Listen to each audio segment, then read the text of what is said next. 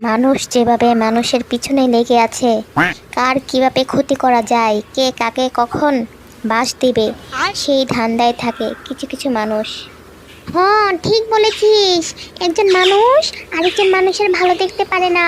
একজন মানুষ যদি অপরজনের থেকে শিক্ষায়, রূপে, গুণে এগিয়ে থাকে, তাহলে শুরু হয় সেই মানুষের ওপর বিভিন্নভাবে অত্যাচার। কিভাবে সেই শিক্ষিত ভদ্র মানুষটাকে টেনে নামিয়ে আনা যায়, সেই ধান্দায় মগ্ন থাকে।